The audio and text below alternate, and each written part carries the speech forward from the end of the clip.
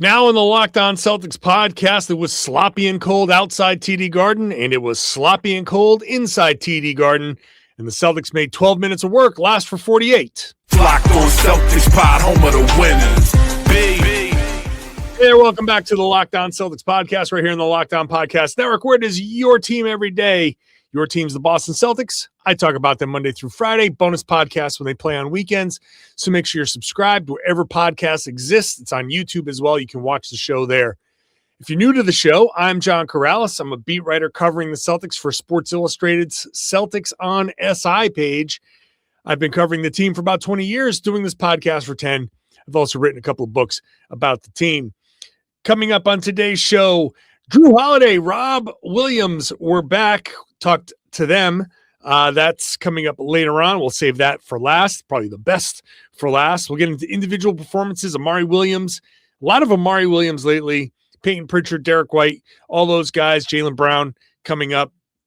I want to start with the beginning, which is where the Celtics won this game. The first 12 minutes of this game was the best 12 minutes of the game, where the Celtics outscored the Blazers 32-11. 11 points in the first quarter for the Blazers. Ultimately, too big a hole to climb out of. And by the way, it is climb out of, not dig out of. You don't dig out of holes. Unless you're the Simpsons, in which case you say, dig up, stupid. But no, you climb out of holes, and the Blazers couldn't climb out of holes, this hole, because the Celtics put up 32 on 2-pointers. They were 4 of 13 from 3. That meant they were 10 of 13 from 2. And the 2-pointers were what really did the job for the Celtics in this one. Jaylen Brown in the first quarter was great. 7 points on 3 of 5 shooting. It was a balance. Like Payton Pritchard was great. We'll talk about all the individual stuff later on. Derrick White kind of snapped out of his funk. Balanced scoring, Amari, Ugo, Anthony, like everybody got together. Everybody hit shots. The Celtics just dominated that first quarter. And that's sometimes that's enough against a Blazers team that didn't have Denny Avdia, which really hurt them. Obviously no Scoot Henderson. That really, the Avdia injury, illness, whatever it was, maybe I think it was his back. He's that killed him really, because they just couldn't get enough offense. They couldn't get organized enough. And when you go 1 of 12 from 3 in the first quarter, you're not going to recover from that. In fact, the Blazers, they shot 1 of 12 is 8%. They shot 32% in quarters 2 through 4. So that is, I guess, recovering, but not really, because you shot 32%. Blazers couldn't hit a shot. The Celtics couldn't really hit much after the first quarter either. So both teams kind of sucked after the first quarter. You know, if we're being honest here, this wasn't the most thrilling win of the in the world. This is not a game we're not going to look back on this game and be like, wow, this was a turning point. This was anything big. It was, hey, that was nice that Jrue came back. It was nice that Rob was back and played in his first game against the Celtics. But other than that, great first quarter, kind of crappy the rest of the way, where the Celtics just let it roll, let it ride. And hey, that's how it's going to go. But the both teams fouled too much. Both teams turned the ball over a ton. This was not the most entertaining game in the world. Like I said at the top, cold and sloppy outside, cold and sloppy inside. They did the weather a night. They did a nice impression of the weather, because they couldn't really hit anything after the first quarter. In fact, let me just call this up real quick, because in quarters 2, 3, and 4, the Celtics were 22 of 66, 39%. The Blazers actually recovered and shot 49%, but that didn't really do much because they only got 57 shots because they turned the ball over so much. Both teams hit nine 3-pointers the rest of the way after the first quarter. So neither team was able to pull away. Neither team was able to, like, the Blazers weren't able to get hot from three and close the gap. Both teams were not hit nine 3-pointers. The Blazers went to the line 28 times, the Celtics 17. Somehow in all of this time, Jeremy Grant went to the line 10 of 15 from the line. Like, all of Denny Avdia's free throws went to Jeremy Grant, who suddenly just gets a ton of free throws. 15 free throws for Jeremy Grant, 18 for the Celtics. So that's a little rough. But overall, 18 turnovers for the Blazers, 17 for the. There was nothing that separated these teams after the first quarter. The Celtics just separated themselves, and that was it. Amari Williams was a big reason why the Celtics were able to kind of first of all, build a little bit of a lead and keep the lead. Let's get into Amari Williams. Let's get into individual performances when I come back. Today's show is brought to you by TurboTax. It is tax season, and you don't want to let taxes take over your life. It's just easier than ever with TurboTax to just hand things off and move on with your day. That's great. Moving on with your day and not worrying about your taxes because they can be done for you by a trusted local expert start to finish. That means no stress. That means no guesswork. And I know taxes are full of stress and guesswork. Don't spend hours trying to figure out your forms when you can meet with a local TurboTax expert in person and connect online if you'd like to do that instead. They handle everything. You got W-2s or are you self-employed? They work with you to get every deduction. You can upload your documents and then just go. Do what you got to do. Run your errands. Someone else has that. You have the app on your phone. You can get updates right through that TurboTax app. Super time saver, and it gives you peace of mind because you know an expert has got your back. For a limited time, you can have your taxes done by a local TurboTax expert for just $150 all in.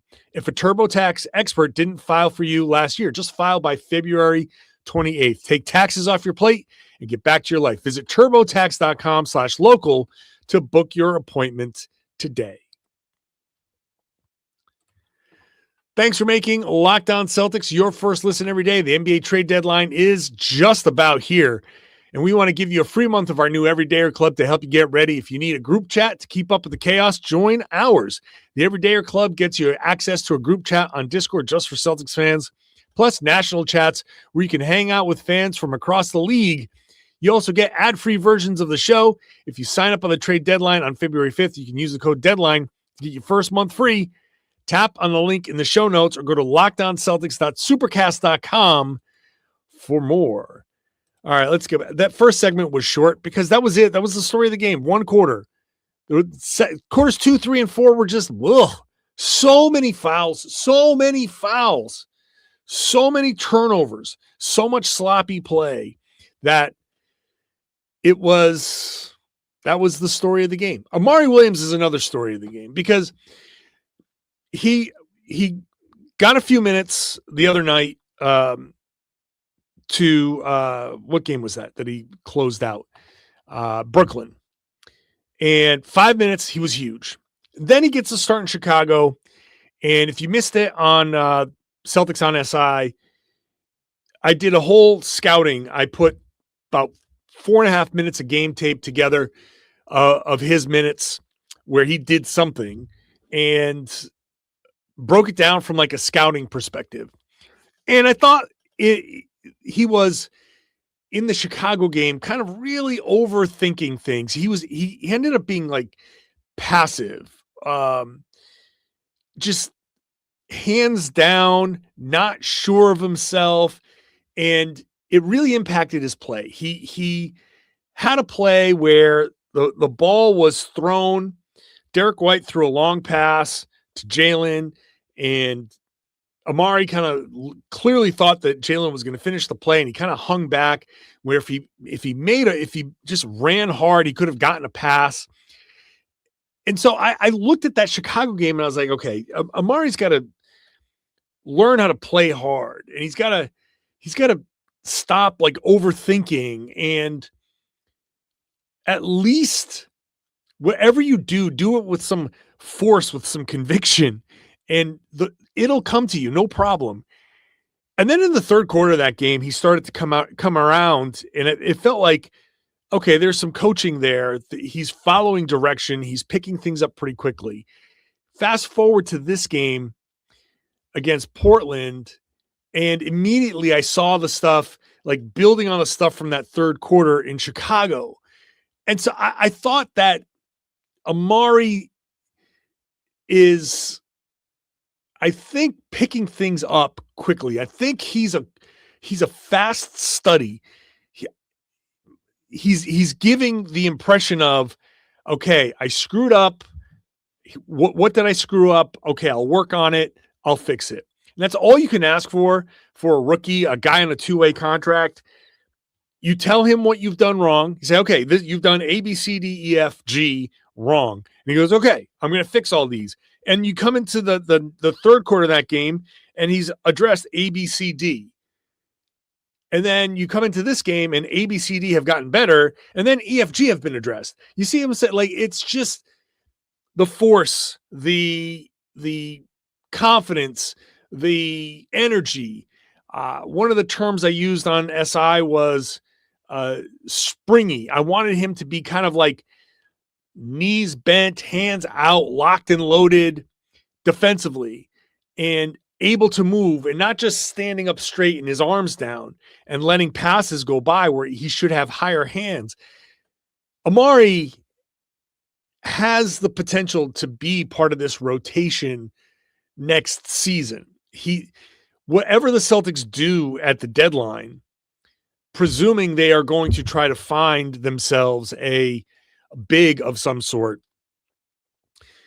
you can have a very good rotation of big that they trade for, Neemias Queta and Amari Williams. Whatever that ends up being, Nemi as the starter, the new guy as the backup, Amari as the third. Maybe Amari raises his game to become the backup. Maybe the new guy becomes the starter. Who knows what the rotation will be? I don't think Luka Garza is going to stick around necessarily, because his skill set as an offensive rebounder is important this year. I don't know that it's going to be as important next year, because theoretical center to be traded for sometime in the next either 2 weeks or few months, that guy, I assume, is going to be somewhat of a rebounder. And Jayson Tatum's coming back, and he's the Celtics' best rebounder. And I think all of the rebounding will get better, and the need to make up for the lack of rebounding with an offensive rebounder is gonna kind of go away. So I'm not 100% sold on Luka Garza coming back. Maybe he does. I don't know. Brad Stevens can throw us a curveball at any point, so maybe Luka does come back. But my guess is that a big comes in. Nemi is either the starter or the backup, and Amari can fill in some gaps. And what we saw in this Portland game from Amari was a lot of matching up with Rob, because Amari's an athletic center who can get up and can move and can, I think, eventually switch and be decent in those moments. So I know his passing is the big thing, and eventually the Celtics will maximize that. But I thought the stuff that he did in this game, the screening, the defense, the rim protection, rebound, like all of that was so much better than what we saw just even in that previous game against Chicago.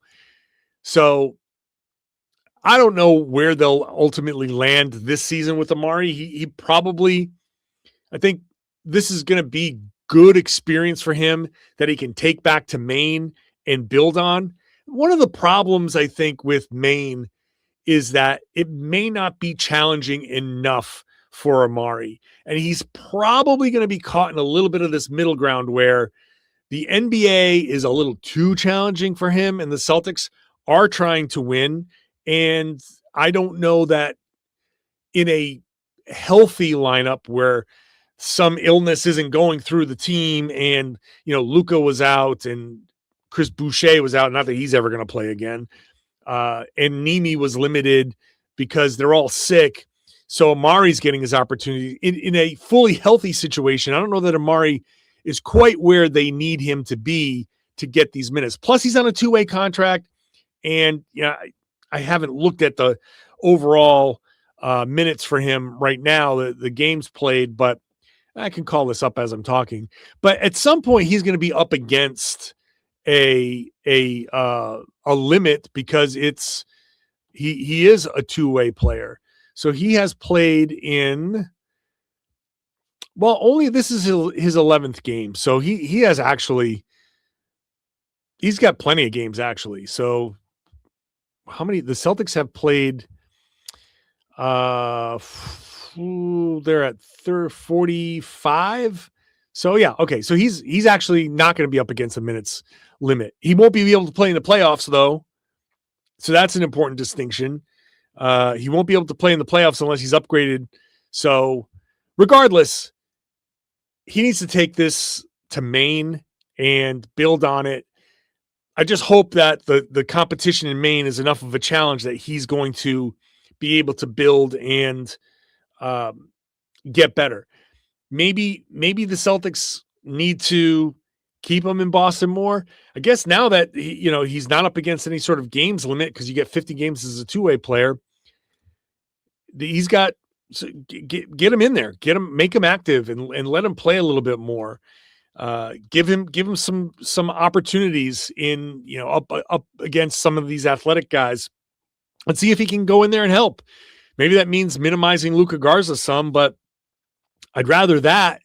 Like, no offense to Luka Garza, but if I don't think he's a long-term part of this team and he's more of a stopgap player, then it makes more sense to have Amari in there and see if you can get him some minutes, some time and build him up a little bit.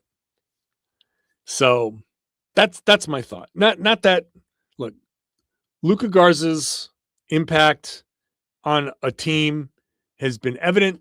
And if it's not with the Celtics, I think he's earned at least a shot to stick in the NBA. So I think his time in Boston has been successful enough where he'll get that opportunity.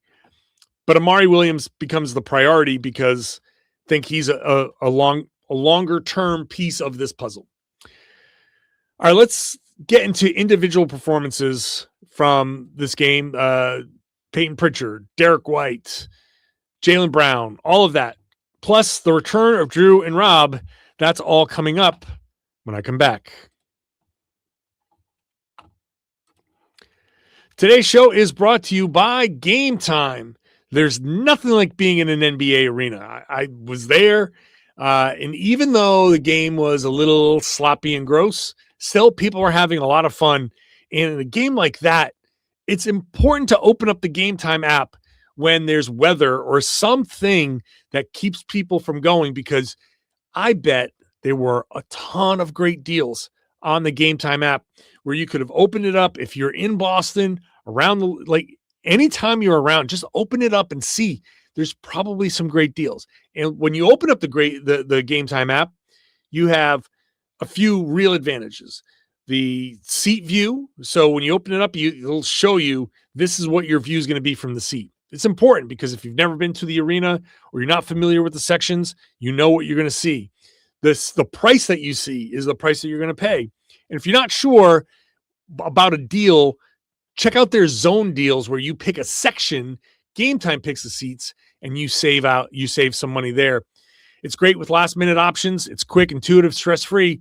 So take the guesswork out of buying NBA tickets with Game Time. Download the Game Time app, create an account, use the code LOCKEDON for $20 off your first purchase. That's Locked On, LOCKED on, Locked On for $20 off. Download the Game Time app today. And remember, it's gametime.co, gametime.co if you're going to use it on the web. Thank you for making Locked On Celtics your first listen every day. The number one Celtics podcast in the world and the number one sports podcasting network on the world. Check out all of our great shows, Locked On Blazers, Locked On whatever team like the Celtics have played, are playing, Locked On NBA. If you're a football fan, if you're a Patriots fan, Locked On Patriots, Locked On Seahawks. We got the whole league covered, all sports covered. So check it out. All the major sports covered, plus college, plus women's basketball. So go check that out. Whatever podcast you want, search for it. It's everywhere. All right, let's get back to the discussion here. Individually, I thought Jaylen Brown started off great. Just started off like wonderfully. And then just kind of kept a nice little steady pace. 20 points, 8 of 17 shooting, great. 1 of 3 from 3, 3 of 5 from the line. 8 rebounds, 4 assists, 4 steals, which is great. A nice, solid night for Jaylen Brown. That's good. Payton Pritchard was big, not only with 23 points, but in an 8-point win, he was plus 23, which is huge. 8 of 16 shooting, 5 of 11. He had a few assists, 4 rebounds. The one concern was he hurt his finger. He has a left pinky finger injury. He wouldn't say what it was. He's been dealing with it since the West Coast trip, so about a month on that left pinky. It's some sort of, I don't think it's a jammed finger. I think there's probably something more going on with it. But he had like a little wrap on it, and then he got caught up somehow and then came back. He left quickly, came back with a much bigger wrap on it. So something's up with that left pinky, but it's the finger that you can probably live with being hurt. Back when I was playing, you would just tape it to the ring finger. You just tape those together and whatever, like you would just deal with it. You'd have a little like claw situation going on. They probably don't do that anymore. I haven't seen the 2-hand tape, the 2-finger tape together thing in a long time. I used to have that all the time. Payton said this after the game. If you've ever played basketball for an extended period of time, finger injuries are the most common thing. Just always being bent and jammed, and who knows? There's always some sort of finger injury going on. So I know that well, but he came back in the game. He seems to be okay. He's dealing with it. I don't know the extent of that injury, but that's what he was dealing with. Derrick White, a nice game from Derrick White, except for, and they added a turnover since I looked at the box score at TD Garden, which I was at TD Garden. I'm not doing the podcast from TD Garden because first of all, the weather was terrible. Shout out to everybody who got to that game. I decided to just get out of there as soon as possible before everything froze over so I could get home in one piece. But all the people who made it to the game, good for you. The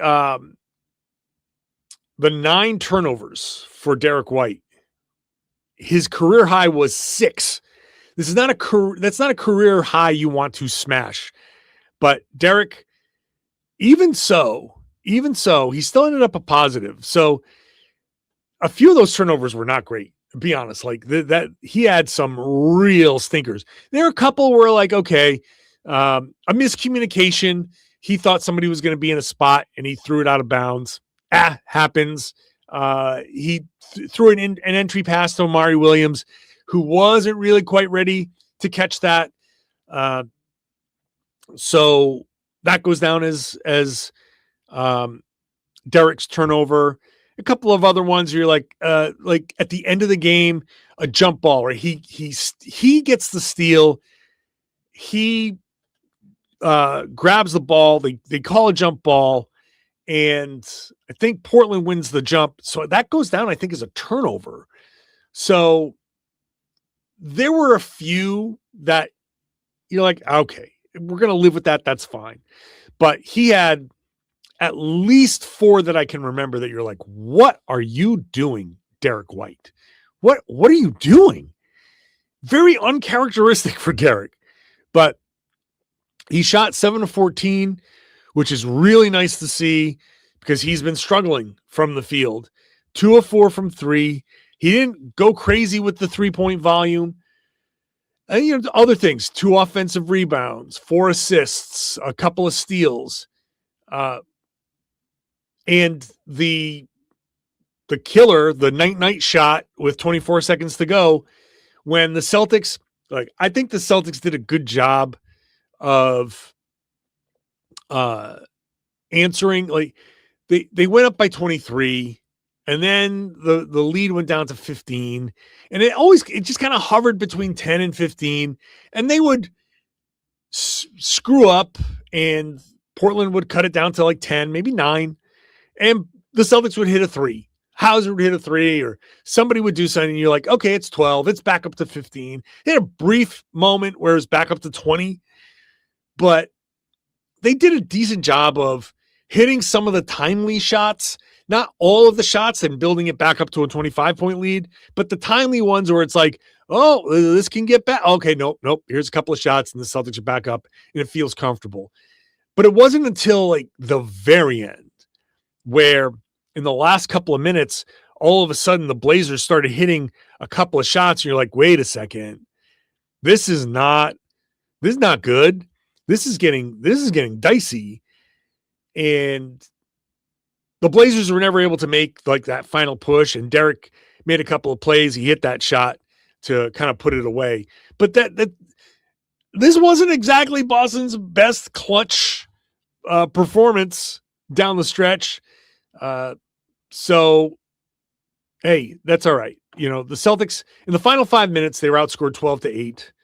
They turned it over 3 times. They allowed 3 offensive rebounds. Celtics shot 2 of 10 in the last 5 minutes. Blazers were 5 of 9.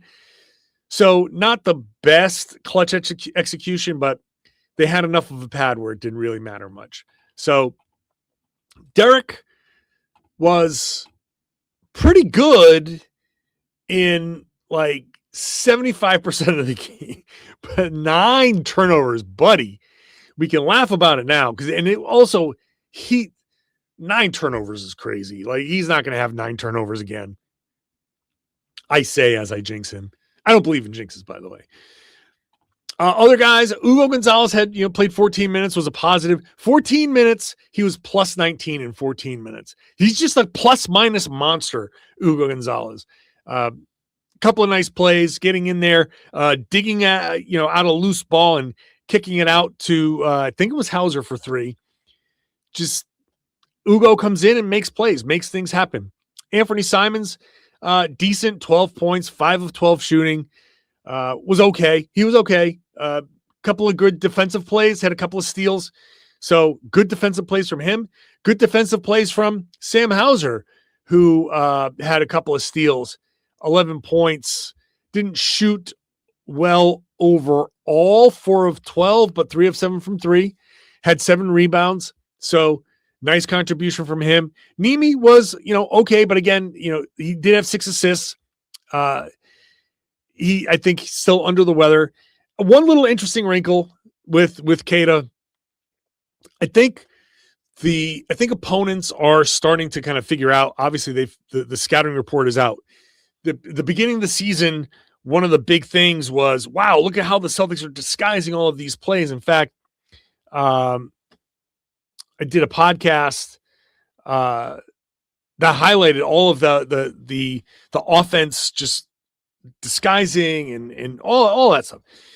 And so I think that the scouting report is out and teams know that the Celtics are doing things like trying to hide things. Like, if you see this, they're not really doing this. It's generally a fake out. which, side note, I'm starting to think that this is one long setup for the Celtics to stop disguising things altogether in the playoffs. So when teams are expecting the Celtics to run something and, oh, this is a fake, this is a diversion, the Celtics are just going to run whatever it was that they looked like they were going to do, and teams are expecting the zig and the Celtics are going to zag. Just something to watch for. But the play that I'm thinking of with Kata is they run a play where he kind of like fakes a handoff to Derrick White, and then he finds a shooter above the break. Then they ran that, and then he faked the second time, and then found there was a third shooter coming up that he found, and that was first. I think it was Sam Hauser is the one who finished that play. I think the Celtics are starting to throw some of these little extra kind of wrinkles in there. And Kata's done a good job with that kind of stuff. So overall, 4 points, 6 rebounds. 4 rebounds, 6 assists. Nice. A blocked shot. Okay, that's good. But I think first of all, like I said, I think he's sick and dealing with that. And secondly, I think they're trying some new things. So hopefully these centers get healthy sometime soon. So, okay. Celtics now continue. Who's up next? I haven't even looked. The schedule is just relentless. It's Atlanta is next. Oh, yeah, that's right. It's reunion week. Oh, I didn't even talk about Jrue and Rob. I got into all of these things. Shout out to Jrue Holiday, Rob Williams. It's good to see Rob. He hasn't really talked to us much. He talked a little bit after the game. It's good to see him. It's good to see Holiday. Celtics put a really nice tribute together for Jrue. That one of the better, I think, video tributes. I thought it was a good length. It gave a little extra. It really captured the essence of his time in Boston. Good stuff on the floor. Great stuff off the floor. Jrue's just a solid person, a solid player. Really, it's not a surprise that he went to Portland and they're playing fairly well. I know Denny Avdia is the big on-court guy, but I think Holiday has been, I'm sure, a huge positive impact like he was in Boston. Everybody talks so glowingly about him. Joe Mazzulla said, I love him to death. Pritchard was, gushing, saying he's one of the best teammates I've ever had, kind of thing. So I thought it was nice. It was nice to see. And it's nice to see that he's still playing well and he still has something to give the game. I'm not sure what Portland's going to do with him. There's certainly a trade that can be made. Some team out there can use a Jrue Holiday. Rob, he made some nice plays. There are a couple of plays you're like, oh yeah, Rob can still get up there. He can still do what he does. A couple of block shots. You can see the Celtics really didn't want to shoot when he was around. So I don't know what his future is going to be, but I hope he stays healthy, man. I hope he stays healthy because, and again, good dude, good player, really good player. Injuries robbed him of really, really good play. So good to see them back. All right. Porzingis will not play on Wednesday, but I think he's going to be in town. Maybe we'll hear from Kristaps Porzingis on Wednesday. So podcasts all week long. Friday night game against Sacramento, which means bonus podcast there as well. So it's been a ton of podcasts. I have not gotten many days off from the podcast, but I don't care because I'm doing this for you. I hope you've enjoyed it. I hope you've had some fun with me today. So thank you for joining the show, being an everydayer, joining me every day, Monday through Friday, joining me on these bonus podcasts. Now, I would love it if you shared the podcast and told everybody they should be listening to and watching the Locked On Celtics podcast here on the Locked On Podcast Network. It's your team every day.